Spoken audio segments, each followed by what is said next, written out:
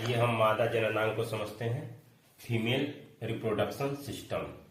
यहाँ पर एक शब्द है रिप्रोडक्शन, एक और शब्द होता है प्रोडक्शन।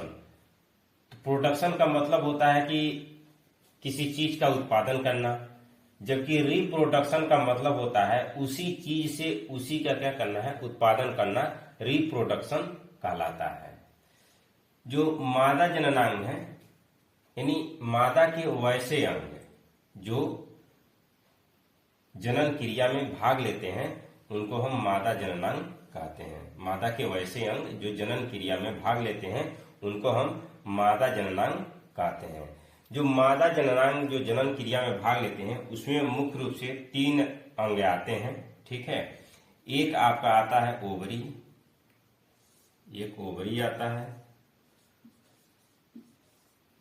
जिसके ओवरी जिसको हम अंडाशय कहते हैं,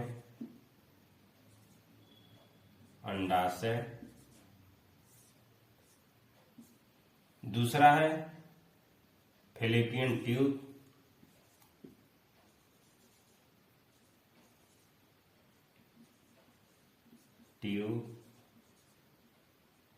फैलोपियन ट्यूब, और तीसरा है यूटरस,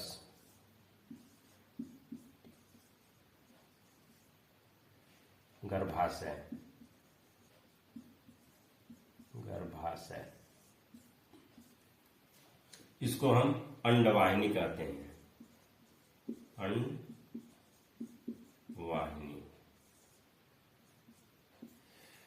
जो आपका अंडाशय है, जो ओवरी है, इनकी जो संख्या है वो 2 है, एक यहाँ पर है और एक यहाँ पे है। 2 ओवरी पाई जाती है। जो अंडवाहिनी है, जो फैलोपियन ट्यूब है, वो भी 2 है, एक यहाँ पर है और एक यहाँ पर है, इनकी भी संख्या 2 है। जो यूट्रस है इनकी संख्या 1 है, ठीक। जो गर्भाशय है इनकी संख्या 1 होती है। पक्षियों में जो ओवरी होता है, जैसे महिलाओं में तो ओवरी 2 है, एक यहाँ पर है और एक यहाँ पर है, जबकि पक्षियों में ओवरी 1 ही होता है, क्योंकि उनको उड़ने में थोड़ा सा सहायता हो जाती है, हल्का हो जाता है, इसलिए पक्षियों में 1 ही ओवरी पाया जाता है, जबकि महिलाओं में 2 ओवरी पाई जाती है। फैलोपियन ट्यूब 2 होता है और यूट्रस 1 होता है। ये 3 अंग है जो मादा जनन अंग में शामिल होते हैं और जनन क्रिया में भाग लेते हैं। इसके बाद जो ओवरी है, यह ओवरी 3 तरह के हार्मोन छोड़ती है। ये जो ओवरी है यह 3 तरह के हार्मोन छोड़ती है, 3 तरह के हार्मोन छोड़ती है। एक का नाम है एस्ट्रोजेन, एस्ट्रोजेन हार्मोन। दूसरा है प्रोजेस्टेरॉन,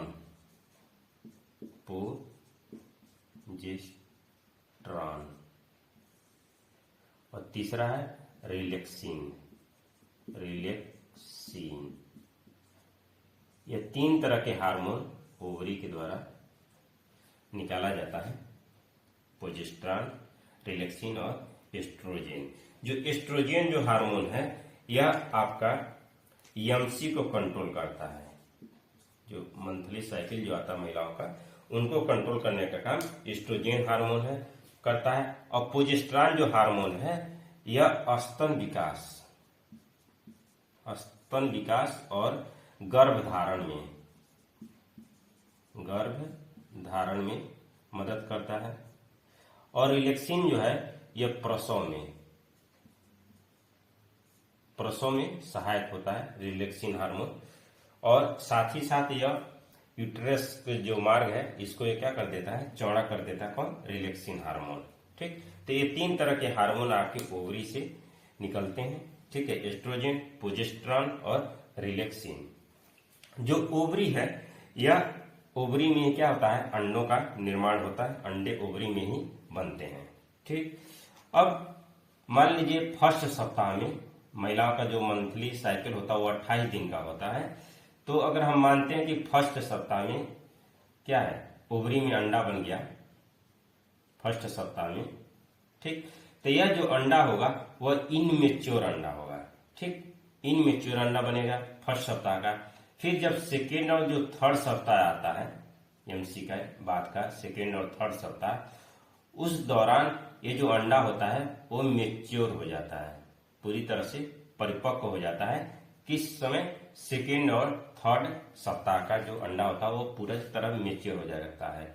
अगर इस दौरान अगर स्पर्म मिल जाता है अंडे को, तो ये अंडा क्या हो जाएगा? निषेचित हो जाएगा, फर्टिलाइज हो जाएगा, ठीक है, और यह भ्रूण बनना शुरू कर देगा। लेकिन अगर इन केस अगर इन सेकेंड और थर्ड सप्ताह में क्या होगा, अगर स्पर्म नहीं मिलता है तो चौथे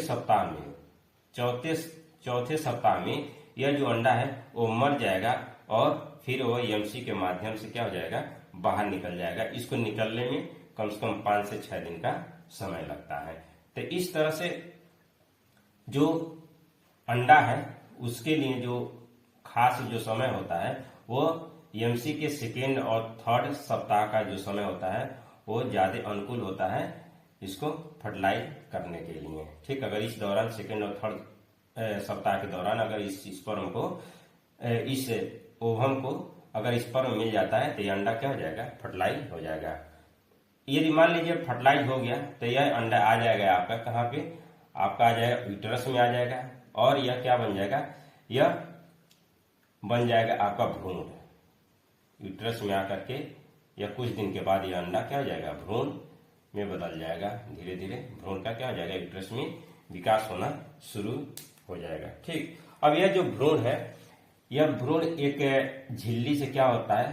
ढका रहता है, घिरा रहता है, जिसे हम इम्यूटिक सेल कहते हैं। इस झिल्ली को हम इम्यूटिक सेल कहते हैं। इम्यूटिक सेल, इम्यूटिक सेल से क्या होता है? भ्रूण घिरा रहता है, और इसको जो भोजन है, यह भोजन जो है इसको, इस भ्रूण को वह गर्भनाल से या प्लेसेंटा इसको हम बोलते हैं, इसको हम प्लेसेंटा बोलते हैं, प्लेसेंटा या गर्भनाल, इसको गर्भनाल भी कहते हैं। उससे क्या होता है? भोजन मिलना शुरू हो जाता है। जब यह भ्रूण का विकास होता है तो सर्वप्रथम इसका क्या होता है? हृदय बनता है, दिल बनता है, उसके बाद फिर धीरे धीरे अन्य अंगों का विकास होता है। इसी के साथ एक चीज और ध्यान देना है कि यह जो भ्रूण है यह जब तक बाहर नहीं निकल जाएगा, जब तक यह पैदा नहीं हो जाएगा तब तक इसको हम भ्रूण ही कहते हैं। जब यह बाहर निकल जाता है, पैदा हो जाता है, ठीक है, तब जाकर के इसको हम बेबी कहते हैं, बच्चा कहते हैं। नहीं तो जब तक यह पेट में रहेगा, ठीक है, तब तक हम इसको क्या कहेंगे? भ्रूण ही कहते हैं। जो आपका यूट्रस है और जो ओवरी है, ये दोनों फिलिपियन ट्यूब से क्या हो जाते हैं? जुड़े रहते हैं। यानी जो यूट्रस है और जो ओवरी है वह फिलिपियन ट्यूब से यानी अंडवाहिनी से क्या होते हैं? जुड़े रहते हैं, ठीक। उसी प्रकार से जो आपका यह यूट्रस है और यह नीचे आपका वेजाइना है, ठीक है, इसको हम वेजाइना कहते हैं, या यौन, ठीक। और इसे हम कहते हैं सर्विक्स।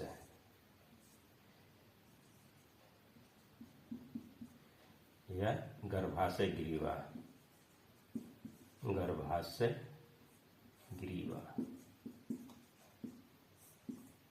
यानी जो यूट्रस है और जो वेजाइना है वो किससे जुड़ा रहता है? तो सर्विक्स से जुड़ा रहता है। और जो यूट्रस है और जो ओवरी है वो किससे जुड़ा रहता है? तो फिलिपियन ट्यूब से यानी अंडवाहिनी से जुड़ा रहता है, दोनों ओवरी। एक चीज और यहाँ ध्यान देना है कि जो दो ओवरी हैं इनमें अंडे बनते हैं, ओवम बनते हैं, लेकिन एक ही महीने में दोनों ओवरी में अंडे नहीं बनते हैं। अगर मान लीजिए इस महीने अगर इस ओवरी में अंडा बना है तो अगले महीने इस ओवरी में अंडा बनेगा, फिर नेक्स्ट अगले महीने में इस ओवरी में अंडा बनेगा। इन कहने का मतलब यह है कि एक एक महीने के अंतराल पर इन ओवरी में क्या होते हैं? ओवम बनते हैं, ठीक। और फिर उनका क्या हो जाता है? बाकी प्रक्रिया हमने आपको बता ही दिया है।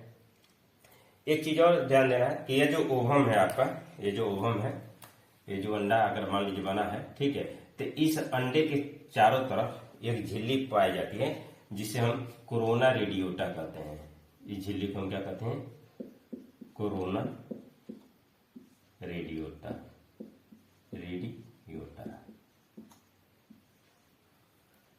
ओवम के चारों तरफ एक झिल्ली पाई जाती है जिसे कोरोना रेडियोटा कहते हैं। एक कठोर एक झिल्ली होती है, कोरोना रेडियोटा इसको कहते हैं।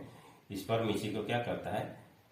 छेद करके अंदर इस ओवम में प्रवेश करता है। फिर जैसे स्पर्म अंदर चला जाएगा ओवम में, वैसे ये फिर क्या हो जाता है? ये कठोर हो जाता है, फिर दूसरा स्पर्म इसमें अंदर नहीं आ सकता है। एक और चीज आप यहाँ पर देख लें।